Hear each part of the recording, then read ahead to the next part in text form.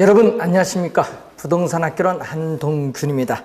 자, 여러분 교재에 있어서 우리가 53쪽이 되겠습니다.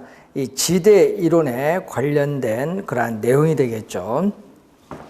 자, 이 지대 이론을 보시면은 이 지대라는 것은 토지를 빌려서 이용한 대가입니다. 그래서 토지를 빌려서 이용한 대가, 토지 서비스에 대한 가격이 바로 지대라고 하죠. 토지를 빌려서 이용한 대가를 말합니다. 자, 그래서 우선 가장 우리가 시험에 제일 많이 출제되는 학자가 바로 리카도 얘기죠. 자, 31회 시험에도 또 리카도 이론이 또 출제했는데, 자, 리카도의 이 차의 지대설입니다. 그래서 항상 개념을 정확하게 기억을 해 두셔야 되는데, 차액 지대가 뭐냐 이런 거죠. 차액, 액수 차액이 있다, 액수의 차액이 있다 이런 얘기인데, 자, 그래서 이 리카도는 토지의 비옥도가 높은 토지, 자, 토지의 비옥도가 높은 토지를 우둥지인데, 자, 우둥지에서의 농업용 토지의 생산성이 어느 정도 되느냐, 자, 토지의 비옥도가 낮은 토지를 열등지라고 해요. 자, 이 열등지 중에 열등지를 최열등지죠. 최열등지를 한계지라고 하죠. 최열등지를 한계지인데, 문제는 이 최열등지는 토지의 생산성이 가장 낮은 토지다. 자, 그래서 최열등지는 이 농업용 토지의 생산성이 가장 낮은 토지. 자, 농업용 토지의 생산성이 가장 낮은 토지를 최열등지 한계지인데, 이 최열등지 한계지 생산성, 이걸 기준으로 해서 이보다 더 높은 비옥도를 가진 우둥지의 생산성에 대한 대가를 지대로 지불해야 된다고 주장을 하죠. 그래서 이 차액만큼 지대를 지불한다. 이게 차액지대설이죠. 차액만큼 지대를 지불한다. 그래서 이 농업용 토지에 있어서의 비옥도의 차이, 자, 이 농업용 토지에서의 이 비옥도에 있어서의 차이가 뭐를 가져오냐 하면은 이 단위 면적당 수확량, 이 농업용 토지의 단위 면적당 수확량인 생산성의 차이를 가져오고, 이러한 생산성의 차이가 결국은 이 지대의 차이를 가져온다. 이 지대의 차이를 가져온다로 주장한 한 게 바로 리카도입니다. 그래서 리카도는 차액 지대가 뭐냐? 개념 차액 지대, 한계지를 기준으로 이보다 더 높은 비옥도를 가진 토지의 생산성에 대한 대가죠. 두 생산성의 차액만큼 지대를 지불해야 된다는 이론을 전개시킵니다. 자, 여기에 대해서 칼 막스, 마르크스라고 하죠. 막스 또는 마르크스의 또 절대지대설입니다. 자, 마르크스는 자본주의 사회에서는 토지가 사유화가 되어 있어요. 사유화됐기 때문에 토지의 비옥도의 차이에 따르는 생산성의 차이와는 무관하다. 그래서 토지가 사유화됐기 때문에 이 토지 소유 자체가 지대를 발생시키는 원인이라고 주장해요. 이 토지 소유 자체가 지대를 발생시키는 원인입니다.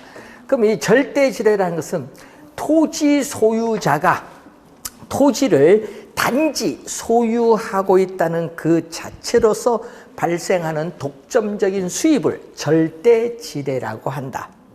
절대지대. 그래서 절대지대의 개념 또 우선 확인을 좀 해 두셔야 되겠고, 자, 그리고 튀넨이 나오죠. 튀넨. 자, 튀넨의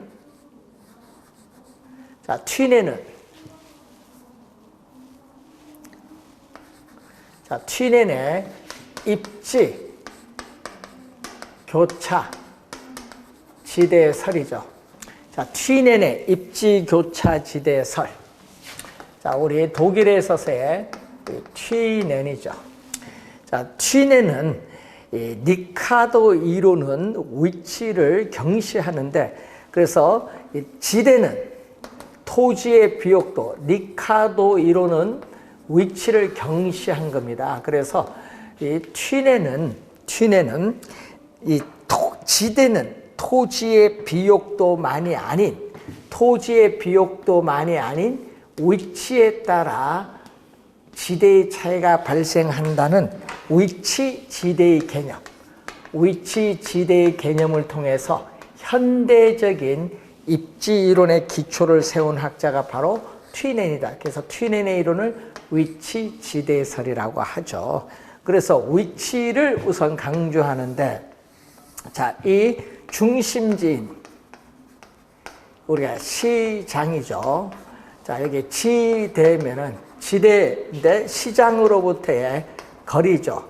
자, 이 지대를 지불할 용의가 있는 곡선인데, 자, 이 지대를 지불할 용의가 있는 곡선입니다. 자, 그래서 우리가 중심지에서 거리가 멀어질수록, 자, 중심지로부터 거리가 멀어질수록 지대는 점점 낮아지고 반대로 수송비는 점점 증가합니다. 자, 이 점이 지대가 0이다. 제로. 지대가 제로, 0인 상태에 있는 거리다. 이것을 한계지인데, 이것을 지나면은 지대가 마이너스로 가기 때문에 토지 이용을 하지 않죠. 토지 이용은 요 범위 내에서 이용하는데, 그래서 농업용 토지가 이 한계지 내에서 중심지인 시장에 가까이 가면 갈수록 전략되는 수송비, 이 전략되는 수송비가 지대로 지불해야 된다는 이론을 전개시킨 학자가 바로 튀내이다. 수송비의 전략분을 뭘로 지불해야 된다? 지대로 지불해야 된다. 그래서 이 수송비의 중요성을 강조한다. 이 수송비의 중요성을 강조한 학자가 바로 우리는 튀낸이라는 얘기죠. 자, 이 튀낸의 우리가 얘기를 보고요. 자, 20세기에 들어서면서 경제학자들은 농업용 토지보다는 도시 토지의 위치에 따르는 토지 가격에 관심을 많이 가지고 있습니다. 따라서 이 헤이그라는 학자가 나오죠. 이 헤이그의 마찰 비용 이론이 나오는데, 헤이그는 이 튀낸의 이론을 우리가 일반화시킨 거죠. 자, 그래서 우리는 이 시장인 중심지에 도달할 수 있고, 이 교통비를 전략할 수 있다. 이 교통비를 전략할 수 있는 경우에 우리는 토지 소유자가 이용자에게 부과하는 금액이 지대다고 주장을 하죠. 그래서 마찰 비용은 우리가 지대와 교통비의 합으로 구성되어 있다. 자, 도심에서 거리가 멀어질수록 지대는 점점 낮아지고 반대로 교통비는 증가하죠. 그래서 지대와 교통비의 합으로 구성됐습니다. 그래서 교통수단이 양호하면은 우리가 이 교통비가 전략되기 때문에 그 전략분을 지대로 지불해야 된다는 이론을 전개시킨 그러한 내용이 되겠습니다. 자, 55페이지 보시면은 알론소의 입찰지대설이 나오죠. 튀낸의 또 이론이죠. 튀nen의 이 이론을 도시공간 이론에 도시공간에 적용해서 확장 발전시킨 이론인데, 알론소의 입찰 지대설이 나오죠. 자, 알론소는 이런 의미겠죠. 자, 도심에서 우리가 거리가 멀어지는데 A 산업에 지대를 지불할 용의가 있는 곡선, B 산업에 지대를 지불할 용의가 있는 곡선, C 산업에 지대를 지불할 용의가 있는 곡선이죠. 이때 우리는 도심으로부터 거리가 멀어질수록 각 산업이 뭐 한다? 경쟁을 벌이죠. 경쟁을 벌이면 이 거리까지는 A 산업의 토지는 배분되고, 이 거리까지는 B 산업에 배분되고, 이 거리까지는 C 산업의 토지가 배분이 되는 거죠. 배분. 이때 빨간 선이죠. 도심으로부터 거리가 멀어질수록 가장 높은 지대 부분을 연결한 이 곡선을 입찰 지대 곡선이라고 해요. 자, 입찰 지대 곡선은 우하향한다. 그러면서 보시죠. 우하향하고 도심 원점에 대해서 볼록한 형태를 띈다. 원점에 대해서 볼록하면서 우하향하는 곡선인데 도심에 가까울수록 입찰지대 곡선의 기울기는 급하고 도심에서 멀어질수록 입찰지대 곡선의 기울기는 완만하다는 거죠. 그래서 도심에서 우리가 멀어질수록 점점 상업용, 주거용, 상업용, 주거용, 공업용의 순으로 토지 이용의 분포가 나타난다는 것을 우선 알 수 있습니다. 자, 그래서 이 마샬은 이 지대의 개념, 토지를 이용한 대가가 지대인데 이 지대의 개념을 확대를 해요. 지대의 개념을 확대해서 나타난 용어 중에 하나가 준지대라는 용어를 사용하죠. 자, 토지는 이 지리적 위치가 고정되어서 이동할 수 없습니다. 그래서 이 토지 이외, 토지는 고정되어 이동할 수 없기 때문에 토지 이외에 고정, 단기적으로 토지 이외에 고정된 생산 요소, 예를 들면 기계라든지 기구 등을죠. 토지 이외에 고정된 생산 요소에 대한 대가를 지불하는 것을 우리는 전문 용어로 준지대라는 용어를 사용한다. 자, 마샬의 준지대의 개념인데 이렇게 학자들의 견해의 기본적인 개념 배우는데 또 지대에 관련해서 이 학자들의 견해도 매년 우리가 또 한 문제 출제가 되는 중요한 부분이죠. 그래서 지대에 관련된 학자들의 견해 핵심적인 내용 우리가 간단히 기초로서 봤는데 이 기본서 교재는 좀 더 세밀하게 우리가 강의를 진행을 하도록 하겠습니다. 자, 57페이지 보시면은 정부의 시장 개입의 이유, 근거가 또 시험 문제에 또 많이 출제하죠. 정부가 왜 시장에 개입을 하느냐? 정부의 부동산 시장에 개입을 하는 뭐죠? 근거, 이유가 뭐냐? 근거, 이유가 뭐냐? 뭐 계속 출제를 하는 거죠. 정부의 시장 개입의 근거가 뭐냐? 또 정부의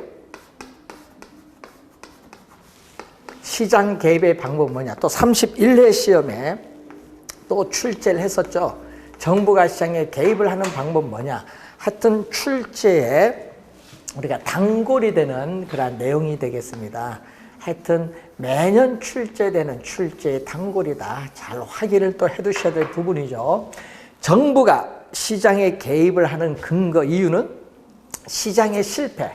자, 시장에서 어떤 요인에 의해서 자원이 비효율적으로 배분이 이루어진다. 자원이 효율적으로 배분이 이루어지지 못하는 상태를 시장의 실패라고 하는데 이러한 시장의 실패를 수정, 보완하기 위해서 정부가 시장에 개입을 합니다. 시장에 실패가 발생하니까 개입을 하게 되는 근거가 되죠. 또 우리는 소득의 재분배, 소득 재분배, 또 형평성을 증진시키기 위해서 시장에 개입을 하기도 하고 또 우리는 경제 성장과 부동산 시장의 안정을 위해서 또 정부가 시장에 개입을 하기도 한다.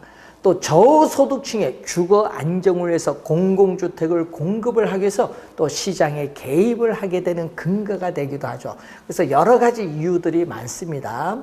자, 그 내용을 보시고 또 정부가 이 시장에 개입을 하는 방법은 크게 우리가 두 가지로 나눠 볼 수 있어요. 정부가 부동산 시장에 직접 개입을 해서 수요자와 공급자의 역할을 우리가 적극적으로 수행하는 방법이 있겠고 또 시장 기구의 골격, 틀을 유지하면서 시장의 기능을 통해서 정책 효과를 달성하고자 하는 간접 개입이 있겠죠. 직접 개입과 간접 개입 크게 우리는 둘로 이렇게 나누어 볼 수 있다는 내용입니다. 둘로 이렇게 나누어 볼 수 있다. 자, 직접 개입에는 우리가 택지 개발, 촉진법에 근거해서 우리는 대규모 개발 사업에 주로 활용되어 왔던 공영 개발이라든지 또 우리는 토지를 수용해서 강제로 수용해서 개발할 때 우리가 많이 나타나고 최근에 또 용어 중에 토지 비축제도, 토지 은행제도가 있죠. 자, 토지 비축제도, 토지 은행제도가 있는데 이러한 제도라든지 이러한 토지 은행제도, 비축제도라든지 또 우리는 도시개발법에 의한 도시개발 사업을 진행을 한다든지 자, 이런 것은 직접 개입의 방법을 얘기합니다. 자, 간접 개입은 대표적으로 세금을 부과하는 거죠. 자, 취득세나 보유세, 또 처분시 양도소득세와 같은 세금을 부과한다든지 자, 임대료에 대해서 보조금을 지급을 한다든지 개발이익 환수에 관한 법률에 의해서 개발 부담금을 부과하죠. 그래서 이 부담금을 부과하는 것은 간접 개입입니다. 여러분 주의해야 될 것은 부담금 부과하는 것은 직접 개입이 아니라 간접 개입이다. 자, 금융상에 우리가 대출 규제한다. 여러분 금융기관을 통해서 정부가 간접적으로 개입을 하면서 우리 대출 규제를 하는데 요즘에 뉴스에 많이 나오죠. LTV. 우리가 부동산 가격에 대해서 대출을 얼마 해줄 수 있느냐. 이걸 담보 인정 비율이라고 하죠. 담보 인정 비율은 LTV, DTI. 자, 소득에 대해서 어느 정도 대출의 소득 대비 부채 비율이죠. 소득 대비 부채 비율을 나타내는 DTI. 근데 자, 이런 LTV나 DTI와 같은 간접 개입이 바로 대출상에 우리가 규제를 통해서 해주는 거죠. 자, 직접 개입, 간접 개입이 나타나는데 시험 문제에 우선 우리가 자주 출제를 했는데 31회 시험에도 당연히 또 출제를 또 했습니다. 자, 58페이지 맨 밑에 보시면은 토지 이용 규제가 나오는데 자, 바람직스럽지 못한 토지 이용 활동을 바람직한 방향으로 유도를 해야 돼요. 유도하기 위해서 법적, 행정적 조치를 취해주는 게 토지 이용 규제인데 이 토지 이용 규제의 대표적 수단 하면은 지역지구제입니다. 토지 이용 규제의 대표적 수단이 지역지구제를 말하고 그리고 이 개발권 양도제가 있죠. 개발할 수 있는 권리를 양도 우리는 이전할 수 있는 제도를 말아요. 이걸 약어로 TDR인데 뭐 뒤에 가서 또 우리가 배우는 용어인데 개발권 양도제도 이런 것은 토지 이용 규제의 우리가 수단으로 우리가 볼 수가 있습니다. 자, 그러면은 이 시장에 있어서 이 실패의 원인, 자, 시장에서 어떤 요인에 의해서 자원이 비효율적으로 배분이 이루어지는 상태가 시장의 실패의 원인인데 이 시장 실패의 원인 중에 이 외부 효과가 우리가 존재하기 때문에 시장에 실패가 발생한다든지 또 공공재가 또 존재함으로써 시장에 실패가 발생합니다. 자, 그래서 59페이지 보시면은 우리가 외부 효과라는 용어가 나오는데 개념을 우선 봐야겠죠. 자, 외부 효과의 개념을 보면은 시장 기구라는 것은 시장 내부에서 수요와 공급에 의해서 가격이 결정되는 장소를 시장 기구라고 해요. 근데 이 시장 기구를 통하지 않고 한다는 것은 시장 내부에서 가격이 결정되는 것이 아니다. 자, 시장 내부에서 우리가 가격이 결정되는 것이 아니라 시장 경계 바깥 외부에서 가격이 결정되기 때문에 외부라는 명칭이 붙은 겁니다. 그래서 시장 기구를 통하지 않고 거래의 당사자가 아닌 제3자, 거래의 당사자가 아닌 제3자에게 의도하지 않은, 의도적인 것이 아니다. 또 의도하지 않은, 자, 의도적인 것이 아니라 의도하지 않은 이익을 줄 수 있어요. 이익 또는 편익이라고도 하는데 영어에 요걸 번역하죠. benefit. 이익, 편리함이나 이익을 주었어요. 이익을 주었는데 그에 대한 대가를 받지 못하는 상태를 말하죠. 자, 과수원에 양봉업자가 접근함으로써 과일 생산량이 늘어났는데 과수원 주인은 양봉업자에게 대가를 지불하지 않죠. 이것을 우리는 정의 외부 효과 또는 외부 경제라고 해요. 여러분 정은 뭐죠? 플러스잖아요. 그래서 긍정적인 외부 효과라고 그래요. 정의 외부 효과를 긍정적인 외부 효과 또는 외부 경제다. 이익을 주었는데 그에 대한 대가를 받지 못하는 상태를 말하고 또 의도하지 않은 손해를 입혔는데 또 그에 대한 대가를 지불하지 않는 상태를 부의 외부 효과, 마이너스 외부 효과, 네거티브, 부정적인 외부 효과 또는 외부 불경제라고 하죠. 자, 여러분 대규모 우리가 화학 공장이 들어서면서 환경 오염물질이 배출된다. 그래서 주변의 부동산 가격이 하락한다. 이런 것은 부외부 효과죠. 자, 또 대규모 생태공원이 조성되면서 쾌적성이 높아져서 주변에 부동산 수요가 증가하면서 가격이 오른다. 이것은 정의 외부 효과다. 자, 그래서 이 정의 외부 효과는 내가 살고 있는 지역사회에 공공 편의시설 들어오는 것은 오케이. 반대하지 않고 창성한다. 이것을 please in my front yard라고 해요. 이걸 핀피 형상인데 핀피 형상을 발생시키고 자, 외부 효과는 내가 살고 있는 지역사회에 위험, 혐오, 공해 시설이 들어와서는 안 된다. 이 말을 not in my backyard라고 하죠. 이걸 님비 형상이죠. 님비 형상을 발생시킨다 정도는 여러분이 좀 기억을 좀 해두시고요. 우리가 개념 우선 확인해 두시고 정의 외부 효과, 부외부 효과가 있다는 거 이 정도 우선 기초에서 확인을 좀 해두시면 되겠습니다. 자, 공공재 60페이지에 공공재 볼까요? 자, 공공재는 사적 재화와 반대된 말이죠. 사적인 재화와 우리가 반대되는 용어가 공공재입니다. 여러분 사적재는요, 우리는 재화를 소비하면서 우리는 다른 사람의 소비와 경합이 나타나 본인이 재화를 소비하면 다른 사람의 만족이 줄어듭니다. 그리고 또 본인이 소비를 하면서 다른 사람의 소비를 배제시킬 수도 있어요. 이런 특성을 가진 게 사적 재화입니다. 그런데 공공재는 이 두 가지 특성을 가진 재화를 공공재라고 하는데 자, 여러분 우리가 본인이 추가로 소비를 하여도 다른 사람의 만족 편익이 줄어들지 않아요. 다른 사람도 똑같이 소비함으로써 만족을 얻어요. 그래서 소비에 있어서 경합이 일어나지 않는다. 비경합성이 나타나요. 소비에 있어서 비경합성이 나타나고 또 가격을 지불하지 않더라도 그 재화의 소비로부터 배제시킬 수 없다. 우리는 국방이나 치안 같은 걸 의미하는데 이건 비배제성이라고 하죠.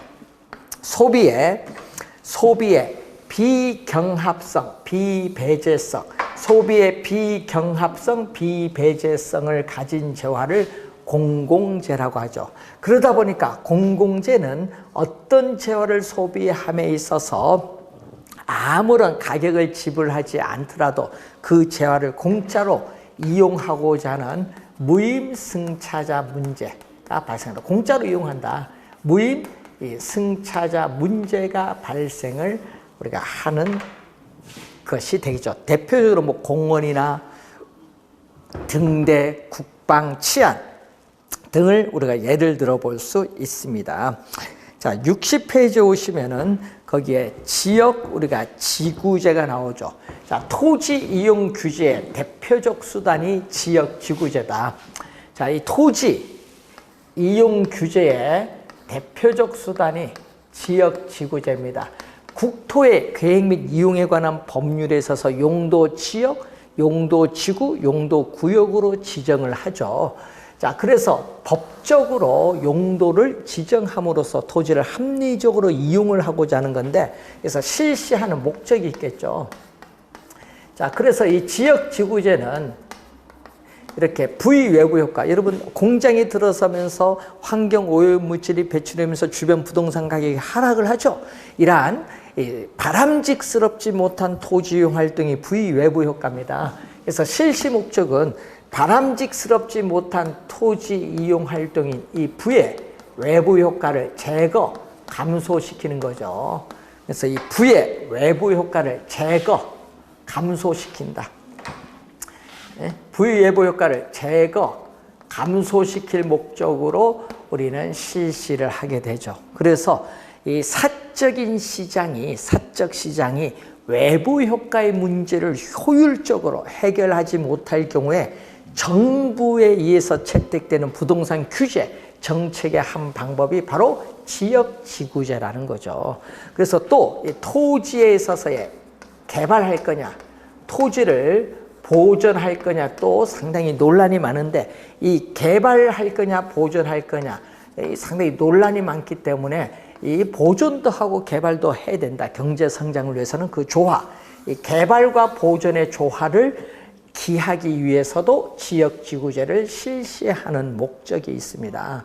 자, 그래서 이 지역지구제에서 용도지역, 용도지구, 용도구의 자세한 사항은 우리가 공법에서 국토의 계획 및 이용에 관한 법률에서 이제 배우시면 되겠고, 자, 그리고 여기 토지 비축제도죠. 토지 은행 제도가 나오는데 또 시험 문제는 또 이 개념을 또 자주 출제하죠. 현재가 아니라 비축은 뭐를 위해서 비축한다? 당연히 미래를 위해서 비축하죠. 현재가 아니라 미래를 위해서 비축을 하는 거예요. 미래를 위해서. 자, 미래에 있어서 미래의 이용을 위해서 현재 미개발된 토지를 저렴한 가격으로 대량으로 우리가 매입을 하여 비축을 하였다가 미래에 적시에 공공시설의 용지를 공급을 해주거나 민간에게 비싼 가격으로 매각 또는 임대하는 제도를 토지 비축제도라고 하죠. 그래서 우선 한국토지주택공사가 LH인데 한국토지주택공사가 토지의 비축 업무를 법적으로 토지에 있어서의 비축 업무를 법적으로 부여받아 현재 수행하고 있습니다. 그래서 토지 시장의 안정을 위한 토지 시장의 안정을 위한 수요 공급 조절용으로 우리가 비축을 한다든지 아니면 공공 개발용으로 우리가 비축을 한다든지 이렇게 두 가지 용도 하에 비축을 하고 있다. 그래서 2009년 2월이죠. 2009년 2월 임시국회에서 공공토지의 비축에 관한 법률, 자, 공공토지의 비축에 관한 법률에 있어서 우리나라도 토지를 비축하고 있다. 그래서 현재 이 법률도 여러분들이 잘 이해를 해 두셔야 됩니다. 그래서 여러분 교재 61쪽에 중간에 토지은행 제도라는 그러한 내용을 배우셨고, 자, 개발이익 환수 제도가 나오는데 개발이익은 불로소득입니다. 또 개발이익 환수에 관한 법률 제2조에 보면은 개발이익이 나오죠. 개발이익. 자, 개발 사업의 시에 토지 이용 계획의 변경, 그 밖에 사회적 경제적 요인에 의해서 정상 지가 상승분, 물가 상승분이 아닙니다. 물가 상승분이 아니라 우리가 정상 지가 상승분을 초과하여 우리는 개발 사업 시행자 또는 토지 소유자에게 귀속되는 토지 가액의 증가분을 개발이익 불로소득이다. 그래서 정상 지가 상승분을 초과를 하는 거죠. 이제 이것을 초과하여 개발 사업 시행자 또는 토지 소유자에게 귀속되는 토지 가액의 증가분인데, 자, 여러분이 2년 전에 이것을 물가 상승분으로 출제한 거죠. 물가 상승분이 아니라 정상적인 토지 가격 상승분을 초과하는 겁니다. 개발이익 개념인데, 그래서 개발이익을 환수하는 방법, 우리 제도가 있는데 세금을 통해서 양도소득세를 부과함으로써 개발이익을 환수할 수도 있고, 또 개발이익 환수에 관한 법률에서 개발부담금을 부과한다든지, 요즘 뉴스 많이 나오죠. 재건축 초과이익 환수에 관한 법률에서 재건축 부담금을 부과함으로써 개발이익을 환수한다든지, 또 우리가 공영 개발을 통해서 개발이익을 환수한다든지, 토지, 비축 제도를 통해서 개발 이익을 환수한다든지 여러 가지 방법에 의해서 불로소득인 개발 이익을 환수하고 있다. 이렇게 보시면 되겠습니다. 자, 그 내용 위주로 한번 정리를 한번 해보시기 바라고요. 자, 토지 공개념, 뭐 주택 공개념 이런 용어도 또 뉴스나 신문에 보면 자주 여러분 들어보는 용어죠. 토지는 부증성의 특성에서 한정되어 있기 때문에 대다수의 사람의 공공복리적 차원에서 토지의 사회성, 공공성, 즉 공익성을 강조하는 개념이 바로 뭐죠? 토지 공개념이라는 걸 염두에 두시면 되겠습니다. 자, 뭐 그 정도 용어로 우선 간단히 한번 보시면 되겠고, 자, 여러분 교재 62쪽 중간 부분까지 설명을 했습니다. 자, 다음 시간에는 우리가 저소득층의 주거 안정을 위한 주거 정책이죠. 임대주택 정책, 조세 정책 관련한 나머지 정책에 관련해서 한번 살펴보도록 하겠습니다. 수고 많으셨습니다.